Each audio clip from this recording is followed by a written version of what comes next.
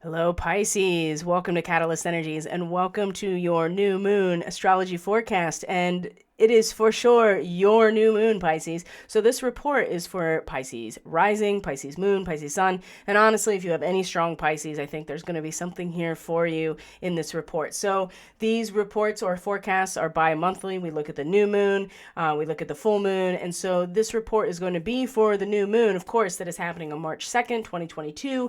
But we're really looking in the area up to the full moon. So I did a lot of content already leading up to this new moon. You can check out the last full moon report or forecast for your sign. That's the full moon that we had in Leo, to get an idea of what to expect as we come into this new moon and maybe do some retrospective, right? Look at where we've already been. But this new moon has a very strong avatar signature.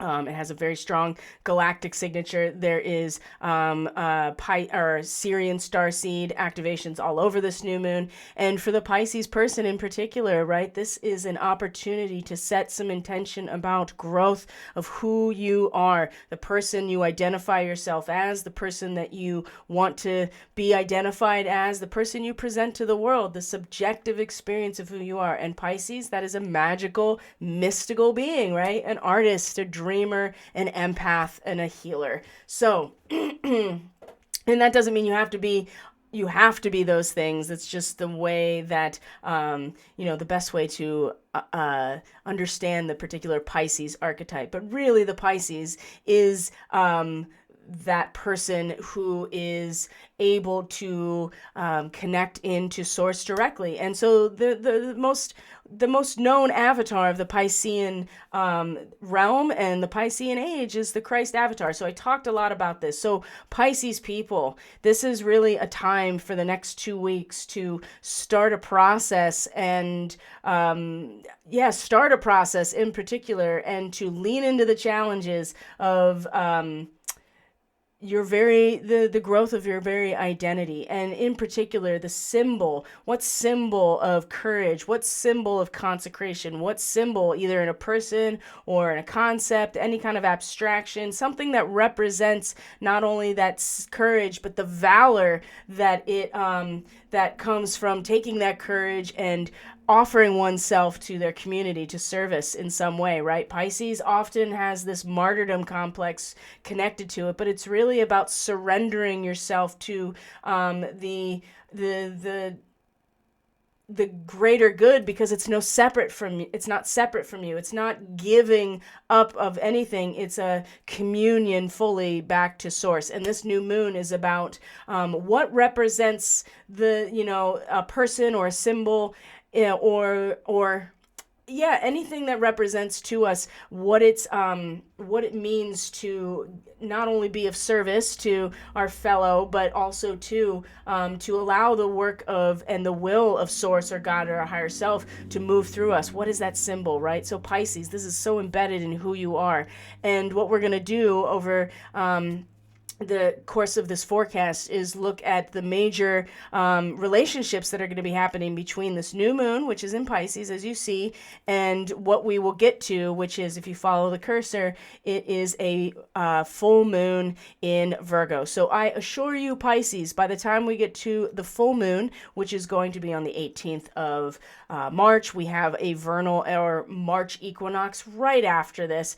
Pisces, it'll be at this full moon in your 7th house, where the realm of your relationships, your interpersonal relationships, your social contracts, your business contracts, anything where you have given yourself to a social order of any kind, you will feel absolutely if you're what it is that you have intended to allow to grow within yourself, as your identity and who you are. When it comes time for you to seize power over yourself in the context of your interpersonal relationships, the full emotional ramifications of that, the full emotional experience or the full subconscious experience. I mean, oftentimes there's a lot of dream state experiences at a full moon, not to mention, just an incredible overload usually of an emotional energy. But Pisces, it's going to be you and Virgo really during this month where this is going to be highlighted along the axis of just who you are, but it's going to be in your relationship because Pisces people, let's face it, like empath, mystic, healer, right? Artist, dreamer, you tend to give yourself away entirely. And if it's for your art, or if it's in dream or healing work, there's a lot of ramifications for not being able to master yourself in your relationships. This is a big part of having Virgo as your seventh house, is that the Virgo person understands the alchemy within and understands the boundaries of material form and is able to be in the world but not of it, because they're a Pisces person. So how do you give yourself in service to your relationships, or any of your social contracts without completely losing yourself? Well, it's going to take an immense amount of willpower by the time this full moon comes around for the Pisces person to seize that power within themselves in the face of the relationship. So let's look at the narrative of along the way here. So we've already talked about the new moon here in your first house. It's conjunct Jupiter, the planet of expansion and representation and advocacy and leadership as well. You have Neptune here that has been in your first house since 2011. So you also have really struggled with the I would say that maybe not a struggle, maybe an inspiration, maybe an aha moment. Maybe there has been just this beautiful merging of self with the transcendental since Neptune has come into Pisces. So depending on where your first house is, it's going to have an impact on how you're really experiencing this. But this all is about you, Pisces, you being you, and you being you, and you identifying with that symbol, right, that allows you to be you in some sort of form, right? Because that's ultimately what we're going to be looking at and it's going to be in relationship, any kind of relationship that brings you into yourself and brings spirit into form as well. Very powerful. So one of the things that sticks out here for Pisces is the fact that Black Moon Lilith here is in a conjunction to Sirius at the time of the new moon. So it's in a trine to this new moon and trine to Jupiter. So it's your passion, it is your joy, your optimism, your authenticity, your creative expression, Pisces, where you feel your passion, where you feel excitement or thrill, where you feel playful, right? Where you feel romantic. These are all fifth house energies. And this has a lot to do with, the sensitivity and the depth of Cancer, the protective mechanism of the emotional bonds that we have together. There's something about the Pisces person that finds their joy within that type of situation or in that type of root stabilization. And it's a primal connection with Black Moon Lilith. It's something deeper than even our own feelings, something that connects us to planetary wisdom and ancient wisdom of self and of power and of the divine feminine power that is really going to, I think that if you allow for this expression that oftentimes we kind of shove away because it's Black Moon Lilith and it's very primal and powerful and maybe we can't control it. I would say Pisces, if you are attuned to a type of symbolic representative of true valor and true courage and true consecration, that this expression in your fifth house and your joy and your voice, right? Something that is deep, something that is very powerful and primal when it comes to the how powerful the space is, how powerful the stillness of the waters really is, right? And it's a mirror. That's really what the water in the vessel represents, is a mirror in some ways, but it also represents in Cancer, as Sirius in particular, right? All of the Sirian starseed traits of being able to be resonant and deeply connected and have a sense of guardianship. And so Pisces, these themes are going to want to come out. They may want to come out through any type of creative expression, and I would encourage that as part of this lunar cycle, because it'll emotionally stabilize, I think, what's going to be happening at a subjective level for you over the next couple of months. Now, what's going on up here at the top is important to look at, because Venus and Mars are going to meet Pluto, and they've been in your 11th house. There is Saturn in your 12th house. And so there are these, honestly, Pisces has just been pulled into so directly into the drama of what's been happening at a socio-political and geopolitical level. That's just all there is to it. And yes, it's been destructive. There's been demolition, and now Venus and Mars are coming through and kind of assessing that, and they're ready to commune again at 0 degrees of Aquarius, which is happening on the 6th.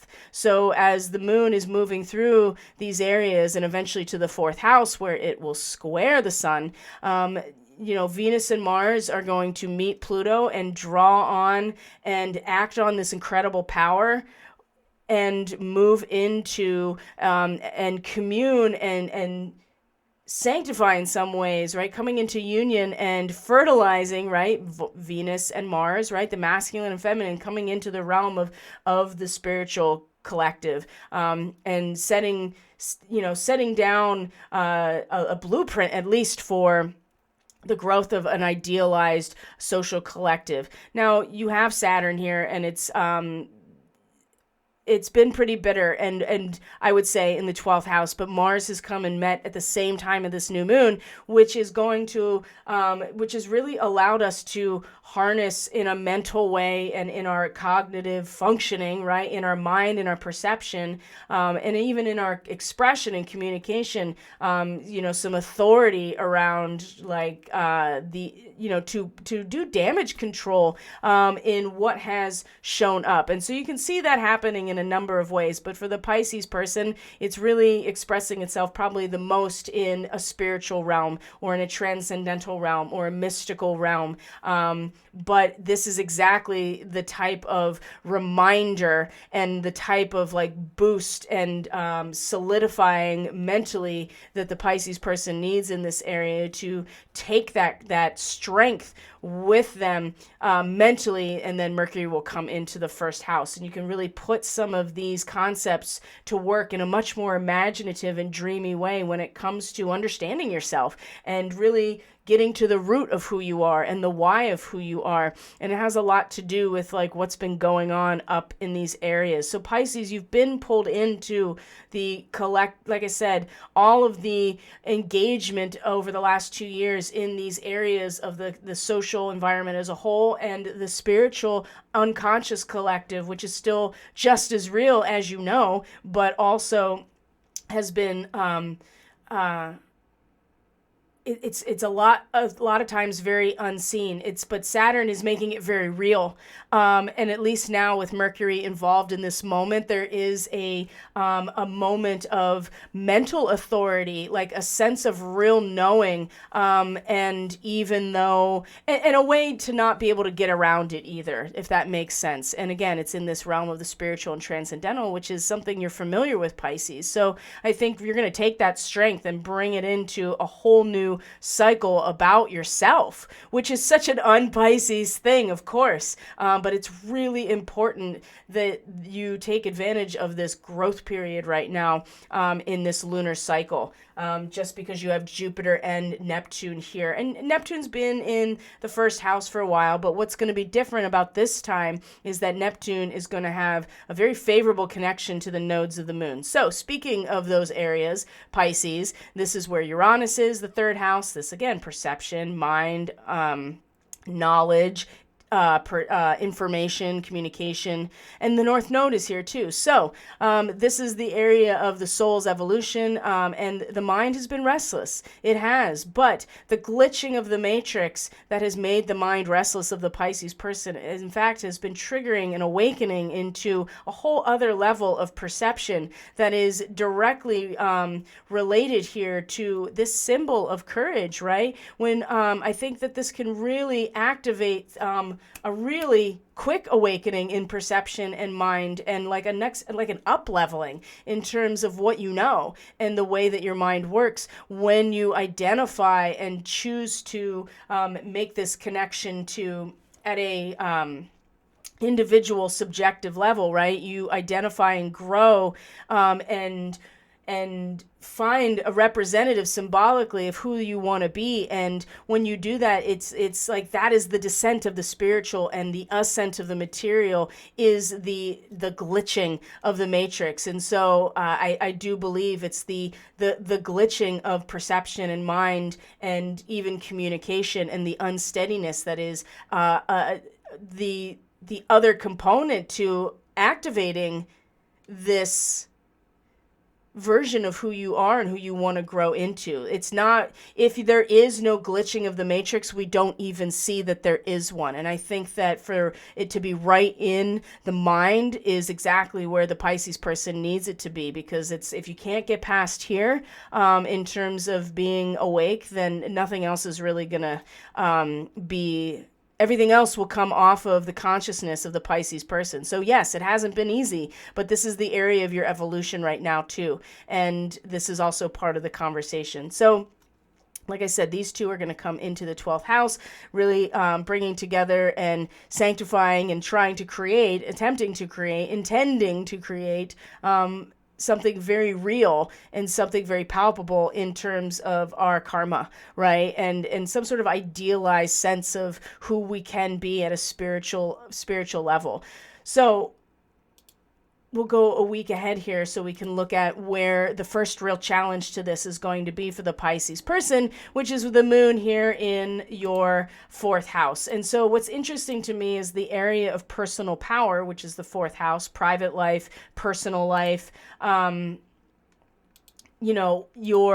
where you are emotionally stable and where you find your emotional stability or your lack thereof, right? This is representative of you as a child, where you grew up, or also your marriage and the emotional commitment and contract of your marriage and the home you create as a result. That's also the 4th house. Also the traditions you grew up with that created cohesive bonding. This is also 4th house. And what's interesting to me for Pisces in general is that it's in the dialectic where you really draw your power. It's in the infinite expansive, it's not even expansive, the infinite mutability of ideas, where which makes a lot of sense, like where you find yourself emotionally secure, because you never settle on one thing. It's always expansive, it's always a possibility, there's always a dialectic to work with. And but in the case of this moon squaring the sun at the first quarter moon, my friends, this is where it's going to this is where the first challenge to this new moon is because with Lilith here and with the moon in Gemini in this area, remember, these quarter moons, they're not the full emotional picture. You're not getting the full story emotionally, even though the sun is shining, is in the same intensity. So, and with Lilith here, again, primal, deep, the sacred feminine, voice demanding to be heard, that part of us that wants to survive, that demands to be seen and heard because we exist. Both of these aspects are going to be having you really sinking into and feeling into and being very sensitive to these areas, and in fact really, I think, really sinking into them, and in a way that you see that there all of these things. I feel like that this is going to be a withdrawal or a seclusion emotionally for the Pisces person, because it's going to be in this area that will feel like you need to draw your power from. And it's because you have to wait. There's a certain amount of trust in who you're here to be that's going to take time to grow. And that's what you intended with the beginning of this lunar cycle. But if you're expecting it to happen right away, or to get the emotional support that you would get when at the right time everybody sits down at the table together, right? That's kind of the idea here. There will be a tendency to kind of go inward, and I don't think this is necessarily bad. You just want to make sure that you don't go into like full on seclusion and withdrawn into your own head or into your own fantasy land, because I think that that could be a real, and I think that just the seclusion in general is going to be the way that we all of us, but for Pisces, is going to be the way that you most likely will be able to manage the discomfort of having to wait until the right time and trust it, right? Surrender to the flow.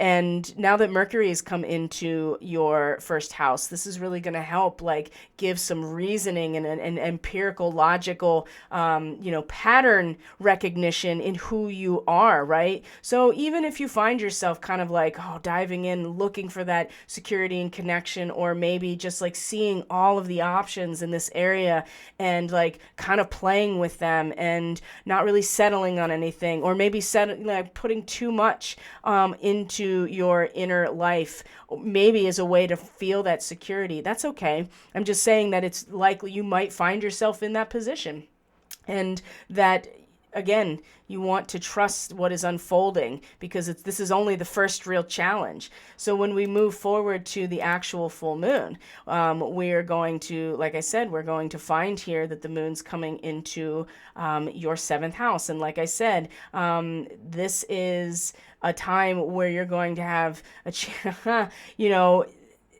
will you, as a prism in some ways, and the light of the sun literally moving through you as if you're a prism, right? It's going to have an impact on your relationships in this situation, okay? So one of the things to, hold on one second. Let's bring us up to speed here with what we're doing. I want to make sure that it's all where it needs, exactly, so you can see the aspect lines. So we're looking the 18th, roughly, here we go, of this full moon on March 18th. And then the equinox is coming right after. So the sun is at the last degrees of Pisces, right? You yourself are like a prism, and the light is coming through you, and the light's coming through you with like your own mind. Look, this is where Mercury is also very close to the new moon. And so that you really will in some ways become, in this moment, you will be an expression of that symbol that you initiated with the new moon. And it's literally going to shoot like a rainbow out, and you're going to feel what it's going to feel like in your relationships when that happens. And the real challenge here is what that's going to bring up within you in terms of your ability to keep yourself aligned with who you are and your own inner integrity in the face of your relationships. It's not going to be easy, Pisces, that's for sure. And what we find at the very same time, look at this, is that it's all in, this is in a trine to Pluto over here. So this is very powerful, and having access to the power that Pluto is in the process of releasing or extracting right now. So it'll be in the destruction of the social order in and of itself for you that is actually giving you the power in order to emotionally and internally find that willpower, seize it in the moment, okay? That's going to be really important. And then what we see here is Neptune is in a sextile to the north node, is in a trine to the south node, right? And Neptune's your ruler in your first house. I mean, there's really been no difference between you and the collective unconscious in terms of identity since 2011, roughly, right? And now it's making this really strong and harmonious connection to the nodes of the moon at the time of this full moon. Basically, if you're able to come to grips with your own dharma, Pisces, be realistic about your limitations, you will be able to, centralize your own personal spiritual energy towards, again, becoming the magnification and the refraction of you as like some sort of prism is just, whoa, it's really, really strong in this process. It's going to have a strong impact on your relationships, okay? But there is something about the destructive energy of society that is something that is going to stabilize you and the material aspect of who you are.